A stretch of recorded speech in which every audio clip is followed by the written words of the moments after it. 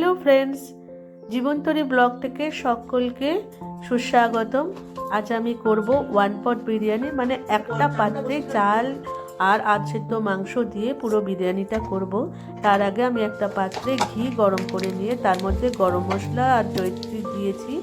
এইবার মাটির হাঁড়ির মধ্যে চাল ধুয়ে ভিজিয়ে রাখা ছিল, সেটা কিছুটা পরিমাণ দিয়েছি। তারপরে ঘি গরম মশলা দিলাম, আর মাংসটা আমি কষিয়ে আধসেদ্ধ করে রেখে দিয়েছিলাম, সেটা কিছুটা পরিমাণ দিলাম। আলুও দিয়েছি। তারপরে বাকি চালটুকু ঢেলে দিলাম। এরপরে একটু যে ঘি গরম মশলা ছিল সেটা দিয়ে দিলাম, তার সঙ্গে বিরিয়ানির মশলা মেশালাম। এরপরে ওপর থেকে আরেকটু আমি ঘি ছড়িয়ে দেব। তারপর আমি দেব এর মধ্যে কেওড়া জল 1 চামচ, গোলাপ জল 1 চামচ। এটা করে নেওয়ার পর দুধ দিয়ে একটু আমি নেড়ে দেব। তারপরে বাকি আরও একটু জল দেব। পরিমাণ মতো জলটা আন্দাজ করে দিতে হবে।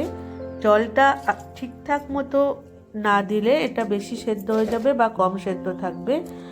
তো জলটা ঠিক যতটা মাংস তার থেকে 1 কড় উঁচু রাখলেই হবে। তারপরে মুখটা বন্ধ করে দিয়েছি। ফয়েল পেপার বা বাটার পেপার যে কোনো একটা ইউজ করতে পারো। আর ওপর থেকে মুখে ফুটো করে দিয়েছি, স্টিমটা যাতে বেরিয়ে যায়।